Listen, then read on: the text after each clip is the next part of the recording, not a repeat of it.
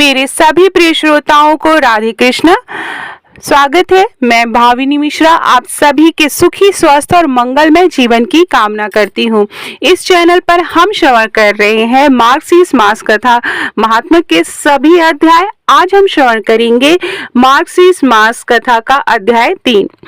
कथा प्रारंभ करने से पहले भगवान श्री कृष्ण से जुड़ी हुई एक बहुत ही रोचक कथा मैं आपसे को सुनाऊंगी। तो चलिए हम सब मिलकर बोलेंगे।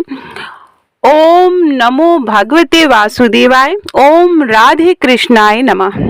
श्रीमद् भागवत में कृष्ण जन्म से जुड़ी हुई अनेक कथाएं हैं। ऐसी मान्यता है कि किसी देवता, किसी भगवान को अपने बालपन रूप में दर्शन करना अपने आप में अत्यंत ही दुर्लभ घटना है, जिसके लिए देवता लोग भी युगों तक राह देखते हैं। एक लोकप्रिय कहानी के अनुसार एक बार भगवान शिव भी योगी का रूप धारण कर गोकुल आए थे ताकि भगवान श्री कृष्ण को बाल रूप में देख सके। इस पूरे दृष्टांत पर अनेक भजन गाए गए हैं। तथापि इस घटना से जुड़ी ही एक और कहानी भी है जिसके विषय में चंद लोगों को ही जानकारी है। श्रीमद् भागवत के अनुसार यह देखकर कि भगवान शिव को भगवान कृष्ण के बाल स्वरूप के दर्शन करने के लिए किन किन कठिनाइयों का सामना करना पड़ा, ऋषि नारद ने भगवान शिव और भगवान कृष्ण दोनों को आमने सामने ही पूछ लिया। नारद ऋषि यह जानकर गदगद हो गए कि भगवान शिव और भगवान कृष्ण दोनों ही एक दूसरे को भगवान कहकर संबोधित करते थे और दोनों यह बताते थे कि वह एक दूसरे के भक्त हैं। उस समय ऋषि नारद ने उन दोनों की से विनती की कि आखिर कौन किसका भक्त है, यह सच्चाई बताई जाए। तब भगवान शिव ने प्रकट किया कि वे तो हमेशा से ही भगवान श्री कृष्ण के भक्त रहे हैं और जिस जिस रूप में उन्हें अवतार लिया है, शिव ने एक भक्त बनकर सेवक के रूप में कृष्ण की सेवा की है। भगवान शिव ने यह भी सूचना दी कि वे भगवान कृष्ण के सबसे बड़े भक्त हैं। यह सुनकर भगवान श्री कृष्ण मुस्कुराए और तुरंत प्रत्युत्तर दिया कि चूंकि भगवान शिव उनके भक्त हैं इसलिए वे स्वतः ही उनके लिए भक्त हो जाते हैं। यह वार्तालाप सुनकर नारद ऋषि की आंखों में आंसू बहने लगे और वह दोनों देवताओं के आगे नतमस्तक हो गए। यह उनके उदाहरणों में पहला अवसर था जब भगवान श्री कृष्ण ने यह कहा कि वे अपने भक्तों के सेवक हैं। यह उस लोकप्रिय मान्यता को भी उद्धृत करता है कि भले ही श्री कृष्ण समूचे ब्रह्मांड के लिए भगवान हो, परंतु वे सदैव अपने भक्तों की इच्छाओं का पालन करते हैं। जैसे भगवान शिव को देवों का देव माना जाता है, उसी तरह भगवान कृष्ण को भक्तों के भक्त के रूप में जाना जाता है। मार्गशीर्ष का जो महीना है वह सबसे पवित्र महीना माना गया है। सभी मासों में मार्गशीर्ष को सर्वश्रेष्ठ स्थान दिया गया है और यह जो महीना है भगवान श्री कृष्ण को समर्पित है। इसीलिए इस मास में भगवान श्री कृष्ण की लीलाएं और उनकी कथाएं सुनने से पुण्य की प्राप्ति होती है। अब हम श्रवण करेंगे मार्गशीर्ष मास महात्म्य का अध्याय 3। ब्रह्मा जी कहने लगे कि हे भगवान, पुण्य कितने प्रकार के होते हैं? पुण्य मतलब रेखाएं जो हम तिलक लगाते हैं। सो मेरी सुनने की इच्छा है। भगवान कहने लगे कि हे पुत्र, पुण्य 3 प्रकार के होते हैं। तुलसी की मृतिका से अथवा गोपी चंदन से पुण्य को धारण करें। विद्वान लोग हरि चंदन से पुण्य को धारण करते हैं अथवा श्याम तुलसी की मृतिका से ऊर्ध्व पुण्य धारण करें और मैं अत्यंत प्रसन्न होता हूँ। हे वत्स, गोपी चंदन का महात्म्य सुनो तो जो द्वारिका की मिट्टी को हाथ में लेकर ऊर्ध्व पुण्य धारण करता है उसके पुण्य कर्म का कोटि गुना फल होता है, और जो गोपी चंदन को मस्तक पर क्रियाहीन श्रद्धाहीन भी धारण करता है उसका फल सदैव नाशहीन होता है।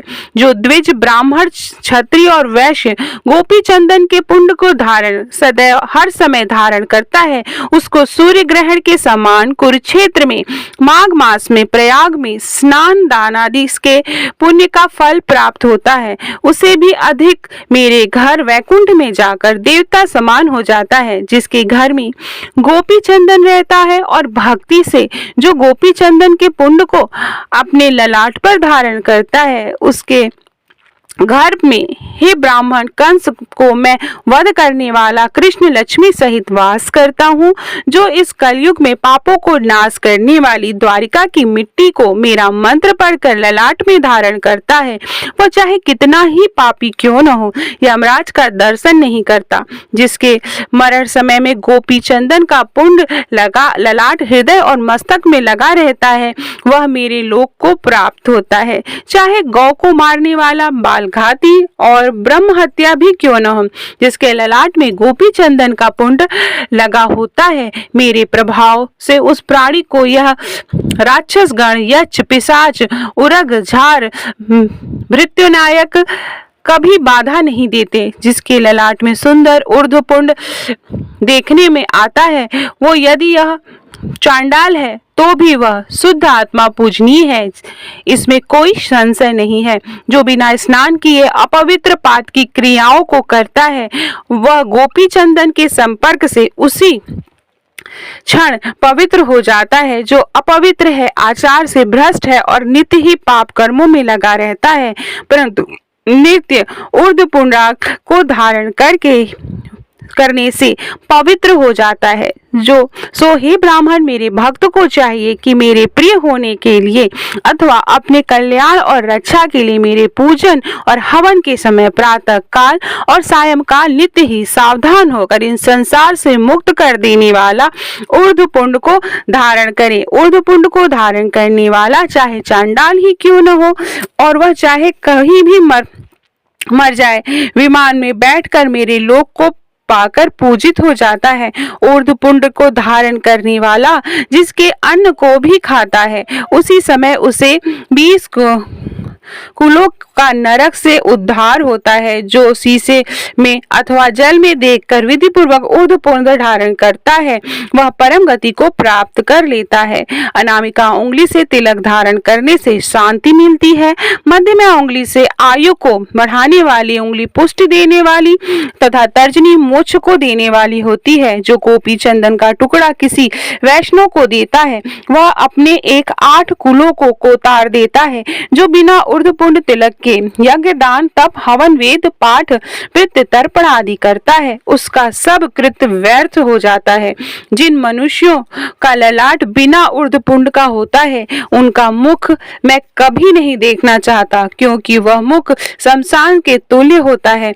विष्णु भगवान की कृपा के लिए ऊर्ध्वपुंड को भगवान के अत्यंत प्रिय है, धारण करता है तथा मत्स्य, कूर्म आदि को धारण करता है। वह इस कलयुग में द्वारिकापुरी की मिट्टी से मत्स्य, कूर्म आदि चिन्हों को धारण करता है। उसके शरीर को तुम मेरा ही शरीर समझो, इसलिए अपनी भलाई चाहने वाला पुरुष मेरे शरीर और उसके शरीर में कुछ भी अंतर न समझे।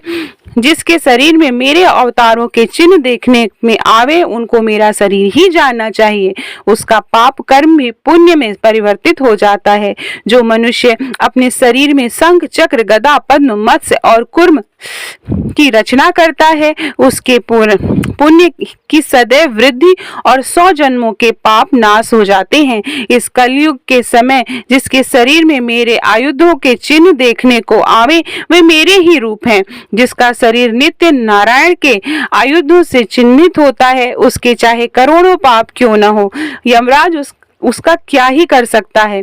शंखों द्वारा तीर्थों में कोटि जन्मवास करने वाले को जो फल मिलता है, वह फल अपने दक्षिण हाथ में शंख के चिन्ह को धारण करने वाले को प्रतिदिन मिलता है। पुष्कर तीर्थ में विष्णु के दर्शन से जो फल कहा जाता है, उससे कोटि गुना अधिक फल शंख के ऊपर कमल के चिन्ह धारण करने को मिलता है। कलयुग में जिसकी वाम भुजा पर गदा का चिन्ह लगा रहता है, गदाधर भगवान उसको गया श्राद्ध पर फल प्रतिदिन देते हैं। काशी में चक्र स्वामी के समीप लिंग दर्शन से जो फल मिलता है, वही फल अपने शरीर में गदा और चक्र के लिखने से मिलता है। जिसका शरीर गोपी चंदन के से रचित मेरे आयुधों से चिन्हित है, उसको प्रयाग आदि तीर्थों में जाने की भी आवश्यकता क्या ही आवश्यकता है, क्योंकि वहां जाने से जो फल मिलता है वह उसको वहां पर ही मिल जाता है। हे ब्राह्मण, मैं जब जब शंख, चक्र आदि के चिन्हित शरीर को देखता हूँ, तब तब भी मुझको अत्यंत प्रसन्नता होती है और उसके पापों को अवश्य भस्म कर डालता हूँ। जिसके शरीर में प्रतिदिन तथा अहोरात्र शंख चक्र गदा पद्म का चिन्ह लिखा रहता है, वह मेरी ही आत्मा और मेरा ही स्वरूप है, जो कलयुग में नारायण के आयुधों के चिन्ह को धारण करके पुण्य करके कर्मों को करता है, उसको उस कर्म का मेरु के तुल्य के फल मिलता है। इसमें कोई भी संशय नहीं है। हे पुत्र, जो शंख आयुध से चिन्हित होकर विधिहीन से श्राद्ध करता है, उसको श्राद्ध का अक्षय पूर्ण फल मिलता है। जिस प्रकार अग्नि देवता वायु से प्रेरित होकर काष्ठ को अत्यंत जला देते हैं, वैसे ही मेरे आयुधों को देखकर पाप समूह जल जाते हैं।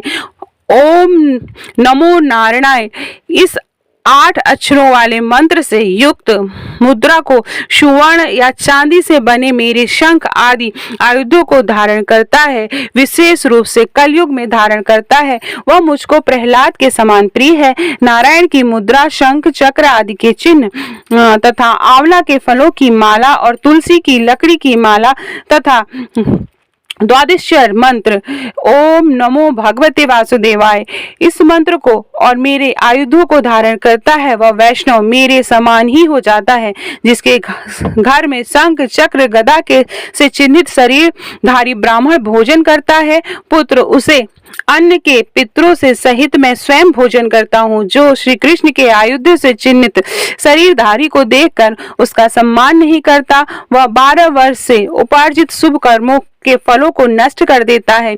यदि श्री कृष्ण के आयुधों से चिन्हित शरीरधारी संसार में मर जाता है, उसकी गति प्रयाग में मरने के समान होती है। कलयुग में जिसका शरीर मरे आयुधों से पीड़ित रहता है, मेरे आयुधों से पीड़ित रहता है, उसके शरीर में इंद्रादिक समस्त देवता वास करते हैं। जो मेरे शास्त्रों से अंकित होकर मेरी पूजा करता है, उसके हजारों अपराधों को मैं नित्य नष्ट कर देता हूँ। जो काष्ठ से मेरे शास्त्रों का निशान बनाकर उस निशान से अपने शरीर को चिन्हित करता है, उसके समान दूसरा और कोई वैष्णव नहीं है। नमो नारायणाय इस अष्टाक्षर मंत्र को की धातु की बनी हुई मुद्रा, शोक पद्म आदि की मुद्रा को अपने हाथ में धारण करता है। वह सुर तथा असुर सभी से पूजित होता है। प्रथम इस नारायण मुद्रा को अपने हाथ में प्रहलाद, विभीषण, बलि, ध्रुव, शुक्र, मंधाता, अम्बरीश, मार्कंडे आदि ब्राह्मणों ने धारण किया था और शंख आदि से चिन्हित शास्त्रों से शरीर से चिन्हित करके मेरी आराधना कर मुझे प्राप्त हुए अभिलिषित फल को प्राप्त हुए थे। गोपी चंदन की मिट्टी से जिसका शरीर चिन्हित है तथा शंख चक्र पद्म आदि से चिन्हित है, मैं उसके शरीर में सदैव वास करता हूँ। बुद्धिमान विद्वान सोने, चांदी, तांबा, कांसी और लोहे का चक्र बनाकर धारण कर और वह चक्र 12 आरा 6 कोस और 3 बलि से विभूषित हो। विद्वान ऐसे सुदर्शन चक्र को बनावे और उपवीत के समान सदैव शंख चक्र और गदा को धारण करें। विशेष करके ब्राह्मण वैष्णव लोग इस चक्र से चिन्ह को शिखा यज्ञोपवीत के समान धारण करें। चक्र से चिन्ह से जिस ब्राह्मण का शरीर रहित है, उसका समस्त कर्म निष्फल हो जाता है और जिसका शरीर मेरे चक्र से चिन्हित है, वह सदा ही पवित्र है। यह वेद का वचन है। विद्वान पुरुष को चाहिए कि जो देवताओं के निमित्त दिया हुआ और पितरों के निमित्त दिया हुआ दान है, ऐसे ब्राह्मण को देवे। जो चक्र हो और चक्र चिन्ह रूप कवच को देवता और दानों भी नहीं तोड़ सकते, तथा वह मनुष्य समस्त प्राणियों तथा राक्षसों को भी अजेय होता है। जिसके शरीर से मेरा चक्र चिन्ह रूपी कवच होता है, उसके गृह में पुत्र आदि का अशुभ नहीं होता। ब्राह्मण अपनी दक्षिण भुजा में सुदर्शन चक्र को और वाम भुजा में शंख को धारण करें। इस बात को वेद वेत्ता लोग ही जानते हैं। इस कारण मंत्र से मंत्रित कर आयुधों को धारण करना चाहिए। ललाट में गदा को, मस्तक में धनुष और वाम में हृदय में नंदक नामक शंख को और दोनों भुजाओं में शंख और चक्र को धारण करें। इस प्रकार प्रयत्न पूर्वक चक्र आदि को सदा धारण करने उस समय ऐसा कहें, पुत्र मित्र और स्त्री आदि जो कुछ भी मेरा परिग्रह है, उन सब को शरीर के साथ विष्णु प्रियर्थ अर्पण किया। चारिणी भक्ति को प्राप्त मनोरथ जीवन पर्यंत अपने धर्म से स्थित रहे। शंख चक्र आदि चिन्हों से चिन्हित शरीर को देखकर जो उनकी निंदा करते हैं वे मनुष्य भी अधम हैं। उनका मुख देखकर सूर्य नारायण को देखें और श्री कृष्ण चंद्र का नाम मुख से उच्चारण करें तो शुद्ध होता है, अन्यथा शुद्धि नहीं होती। इति श्री स्कंद पुराणे मार्गशीर्ष मास महात्म्य कथा समाप्तम। और अब हम सुनेंगे कृष्ण चालीसा।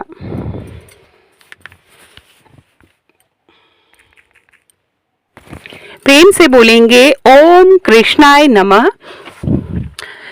कृष्ण चालीसा प्रारंभ करते हैं। वंशी शोभित कर मधुर नील जलद तन श्याम, अरुण अधर जनु बिंब फल नयन कबल अभिराम। पूर्ण इंद्र अविरिंद मुख पीतांबर शुभ साज, जय मनमोहन मदन छवि कृष्ण चंद्र महाराज। जय यदुनंदन जय जगवंदन, जय वसुदेव देवकी नंदन, जय यशोदा सुत नद दुलारे, जय प्रभु भक्तन के दृगतारे। जय नट नागर नाथ नथया, कृष्ण कन्हैया धेनु चरैया। पुनि नख पर प्रभु गिरिवर धारो, आओ दीनन कष्ट निवारो। बंसी मधुर अधर धरि तेरी, होवे पूर्ण मनोरथ मेरी। आओ हरि पुनि माखन चाखो, आज लाज भारत की राखो। गोल कपोल चिबुक अरुण तारे, मृदु मुस्कान मोहिनी डारे। रंजित रवजीर नयन विशाला, मोर मुकुट वैजंती माला। कुंडल श्रवण पीठ पत आछे, कटकिणी कांचन काछे। नील जलज सुंदर तनु सोहे, छवि लखि सुनर मुनि मन मोहे। मस्तक तिलक अलग घुंघराले, आओ कृष्ण बांसुरी वाले। करि पै पान पुदै तारयो, अका बका कागा सुर मार्यो। मधुवन जल जाग्नि जब ज्वाला, में शीतल लखित नंद लाला। सूर्यपति जब ब्रज चढ़ो रिसाई, मसूर धार वारि वरसाई। लगत लगत ब्रज चहन बयायो, गोवर्धन नख धारी बचायो। लखिय सुदामन भ्रम अधिकाई, मुख मह 14 भुवन दिखाई।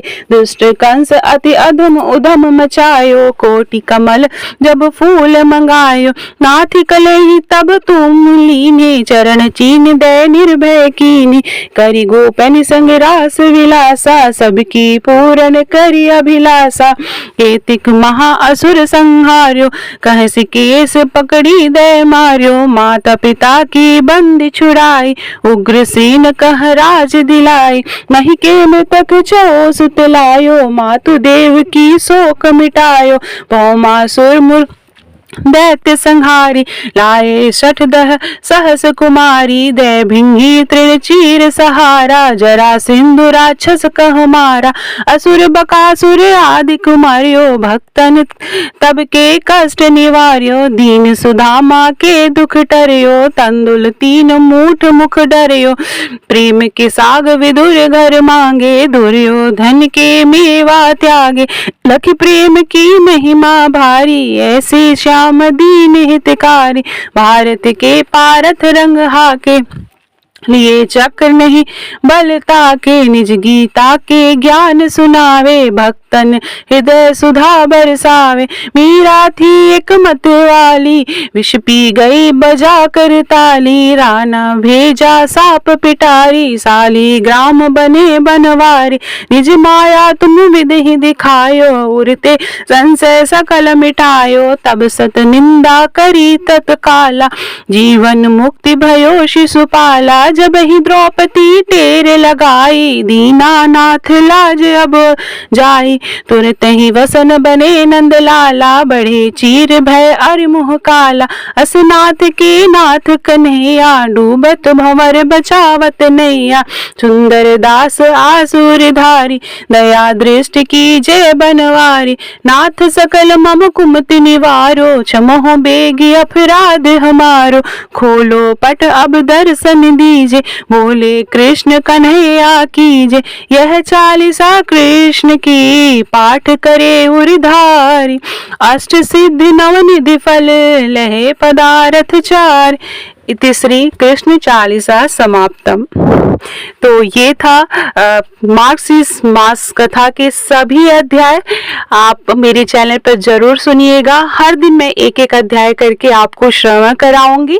मेरे वीडियो पसंद आ रहा हो, मेरी आवाज पसंद आ रही हो, मुझसे कथा सुनना आपको पसंद आ रहा हो तो कमेंट बॉक्स में राधा कृष्ण जरूर लिखिएगा, राधे कृष्ण, और लाइक बटन पे जरूर क्लिकिएगा। जितने लाइक्स आते हैं उतना हम लोग मोटिवेट होते हैं कथा कहने के लिए। बहुत बहुत धन्यवाद ये वीडियो देखने के लिए और श्रवण करने के लिए। आप सभी को मार्क्सिस महीने की बहुत बहुत शुभकामनाएं।